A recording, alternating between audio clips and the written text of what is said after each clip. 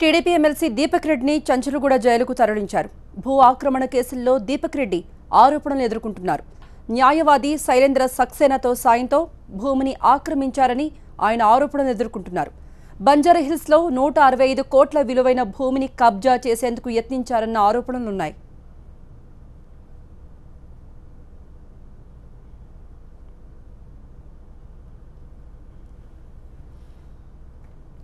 దీపక్ రెడ్డిపై గతంలో 6 కేసులు నమోదయ్యాయి. బంజారాహిల్స్ పోలీస్ స్టేషన్లో 3 కేసులు, ఆసిఫ్ నగర్, సైఫాబాద్ పోలీస్ స్టేషన్లో 3 కేసులు నమోదయ్యాయి. 2012లో అనంతపురంలోని రాయదుర్గం నుండి దీపక్ రెడ్డి పోటీ చేశారు. తనకు 7,000 కోట్ల ఆస్తులున్నట్టు ఈసీకి అఫిడవిట్ దాఖలు చేశారు. ఇనాం భూముల విషయంలో చనిపోయిన వ్యక్తుల పేర్లతో నకిలీ పత్రాలు సృష్టించారని దీపక్ రెడ్డిపై కేసులున్నాయి.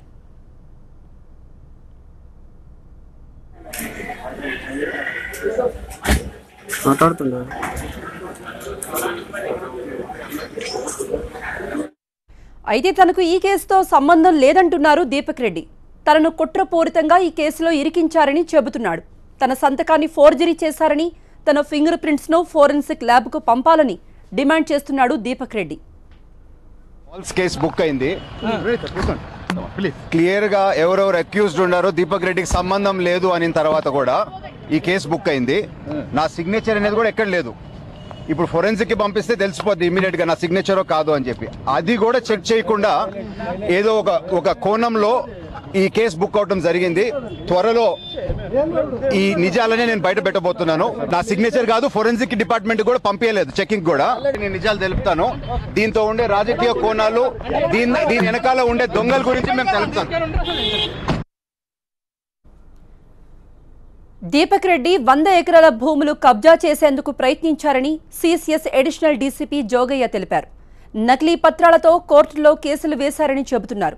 బోజగుట్టలోని 78 ఎకరాల భూమిపై నకిలీ పత్రాలు సృష్టించారని, బంజారాహిల్స్లో సర్వే నంబర్ 102లో 3 ఎకరాలు కబ్జా చేసేందుకు యత్నించారని సిసిఎస్ పోలీసులు తెలిపారు.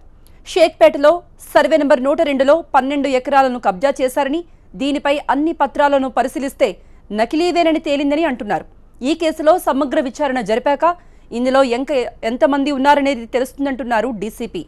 2007 నుండి భూముల విషయంలో దీపక్ రెడ్డిపై కేసులు ఉన్నాయని, పక్కా ఆధారాలతో కేసులు నమోదు చేశామంటున్నారు పోలీసులు.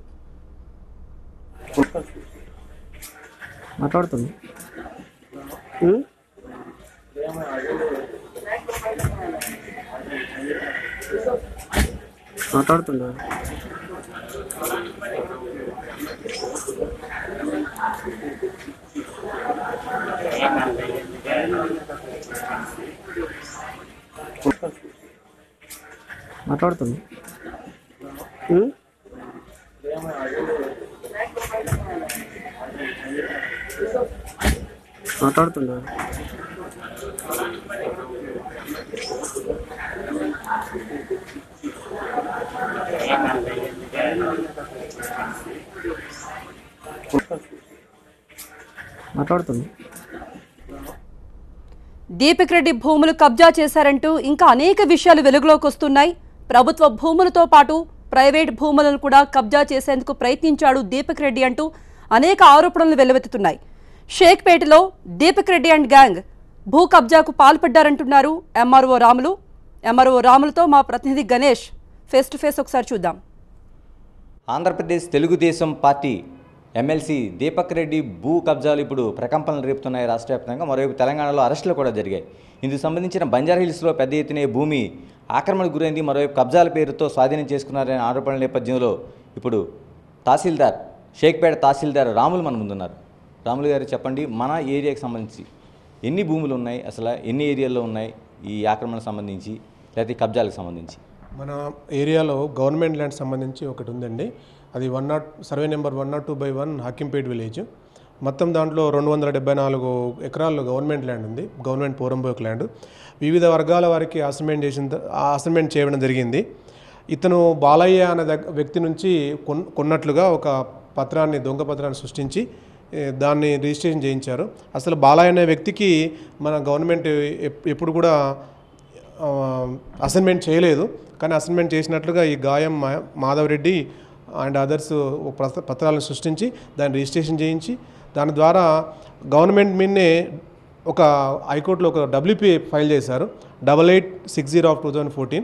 అది ఇంకా పెండింగ్లో ఉంది. ఇదంతా కూడా తప్పు. అది మొత్తం గవర్నమెంట్ ల్యాండ్ 274 acres మొత్తం కూడా 102/1 మొత్తం కూడా గవర్నమెంట్ ల్యాండ్. ఆ గవర్నమెంట్ ల్యాండ్లో ఎవరికి కూడా అంటే బాలయ్య అనే వ్యక్తికి ఎప్పుడు కూడా గవర్నమెంట్ అసైన్ చేయలేదు. కానీ అసైన్ చేసినట్టుగా తప్పుడు ధృవపత్రం సృష్టించి దాని మీదనే వీళ్ళు హక్కులు కోరుతున్నారు. ఇదంతా కూడా తప్పు. ప్రభుత్వాన్ని లేదా ఇతర వ్యక్తుల్ని తప్పుదోవ పట్టించే ప్రయత్నం తప్ప ఇది వాస్తవం కాదు. ఎలా బయటకు వచ్చిందండి అసలు అసైన్ చేసినట్టు బాలయ్య అనే వ్యక్తికి మనం అసైన్ చేసినట్టు కానీ ఇది ఎలా బయటకు వచ్చింది మనకి? దొంగ పత్రాలు తీసుకొని MRO ఆఫీస్కి వచ్చి ఇక్కడ ఒక అప్లికేషన్ ఇచ్చారు. ఈ మాధవరెడ్డి గారు సేల్ డీడ్ తీసుకొచ్చి ఫ్యాబ్రికేటెడ్ సేల్ తీసుకొచ్చి దీన్ని ఇంప్లిమెంట్ చేయమని వచ్చారు. దాన్ని బేస్ చేసుకుని దాదాపు తహసీల్దారు దీన్ని పరిశీలించి ఈ ఫ్యాబ్రికేటెడ్ డాక్యుమెంట్గా గుర్తించి షేక్పేట్ తహసీల్దార్ ఏం చేశారంటే అప్పట్లో ఉన్న తహసీల్దారు ఈ బంజారా హిల్స్ పోలీస్ స్టేషన్లో కేసు నమోదు చేశారు. మా జ్యూరిడిక్షన్ బంజారా హిల్స్ పోలీస్ స్టేషన్కి వస్తుంది కాబట్టి వాళ్ళు దాంట్లో కేసు నమోదు చేస్తే వాళ్ళు ఇంటర్న్ CCSకి ఇచ్చినట్టున్నారు. మాకు తెలియదు అది, కానీ ఆ CCS వాళ్ళు ఈ మధ్యకాలంలో దీని మీద లోతైన విచారణ జరిపి వీళ్ళ నిందితుల్ని పట్టుకున్నట్టుగా తెలిసింది. మరోవైపు బంజారాహిల్స్లో కూడా మనకి ఒక ల్యాండ్కి సంబంధించి ఉందన్నారు, ఒక 3 ఎకరాలకు సంబంధించి. అది ప్రైవేట్ ల్యాండ్ అండి, గవర్నమెంట్కి సంబంధించి. అది పాకిస్తాన్కు వెళ్ళిపోయిన కాందీ షీకుల ల్యాండ్. అది ఆయుబ్ కమల్ అనే వ్యక్తి కొన్నాడు కాందీ షీకుల ల్యాండ్ను, గవర్నమెంట్ నుంచి కొన్నాడు. కాబట్టి దాంట్లో గవర్నమెంట్ ఇంట్రెస్ట్ ఏం లేదు. ఇప్పుడు మనకి ప్రభుత్వం సంబంధించి ఈ సర్వే నెంబర్ ఏదో షేక్పేటలో ఉందో ఈ మొత్తం టోటల్గా, మరోవైపు మనం చెప్తున్న గవర్నమెంట్ భూమి అసైన్ చేసింది అన్నది ఎంత విలువ ఉంటుందండి మార్కెట్ ప్రకారం? అది దాదాపుగా 274 acres. కానీ అదంతా కూడా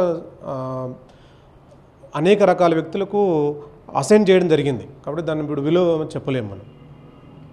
మరోవైపు దీని మీద మనం ఇప్పటికీ ఫర్దర్గా కేసులు నమోదైన అరెస్టులు కూడా జరుగుతున్నాయి. ఫర్దర్గా మనం ఏం చేయబోతున్నాం అంటే భూమి రక్షణ కావచ్చు లేకపోతే ఇతరతర చర్యలు? ఎక్కడైనా గవర్నమెంట్ భూమి ఇంకా వేకెంట్ అండ్ గ్రౌండ్ ఉంటే తప్పకుండా దానికి రక్షణకు చర్యలు తీసుకుంటాం. దాన్ని కాంపౌండ్ వాళ్ళు కట్టడం కానీ లేదా ఫెన్సింగ్ చేసి ప్రభుత్వం రక్షణ కోసం తప్పకుండా మా వంతు చర్యలు చేస్తాము. గవర్నమెంట్ భూమి ఎక్కడైనా తేలితే దానిలో బోర్డులు పాతడం కానీ లేదా మనం రోజు దాని మీద వార్డెన్ వాచ్ పెట్టి చూస్తాం.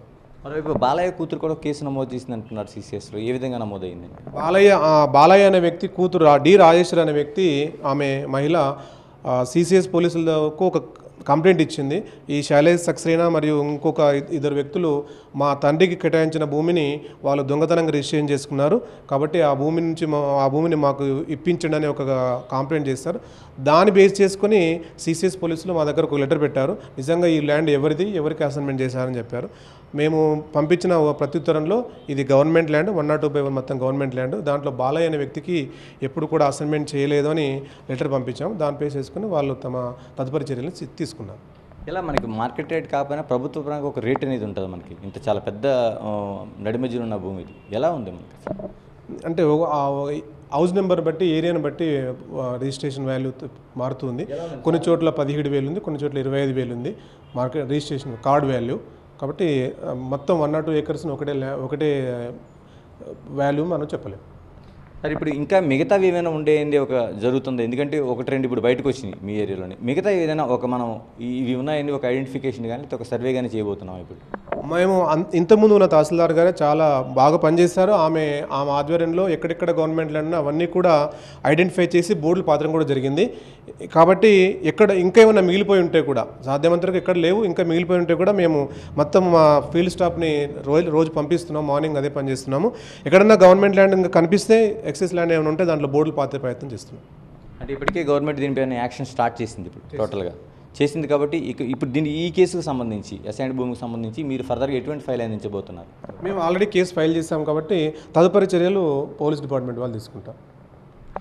ఇది తహసీల్దారు మనకి రాములు గారు చెప్తున్నది. ఖచ్చితంగా ఎక్కడైతే భూముల పరిరక్షణ జరగాలి అక్కడ వరకు జరుగుతుంది. ఇప్పుడు అసైన్డ్ భూమిని సైతం బినామీ పేర్ల రూపంతో ఆక్రమించుకొని దీన్ని చేతులు మారే ప్రయత్నం చేస్తున్న దశలోనే గుర్తించాం. దీనిపైన పోలీస్ కంప్లైంట్ చేసాం. ఇది పూర్తిగా ప్రభుత్వం ఆధీనంలో ఉంది. దీనిపైన ఫర్దర్గా కేసులకు సంబంధించి మేము ఫాలో అవుతామని చెప్తున్నారు. కెమెరా పర్సన్ LM శ్రీనివాస్తో గణేష్, TV9 హైదరాబాద్.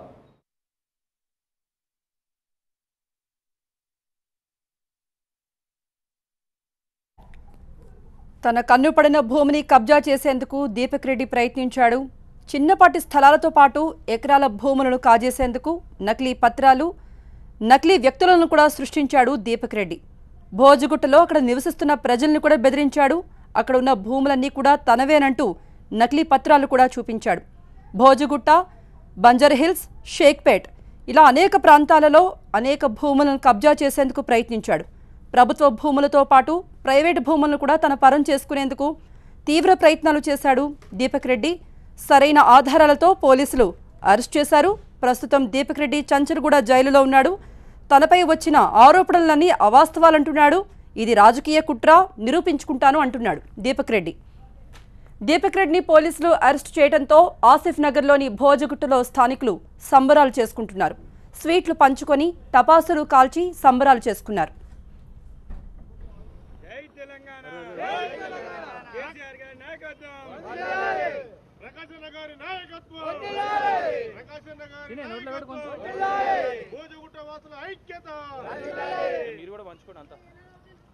పేదల బారి కేసీఆర్ గారి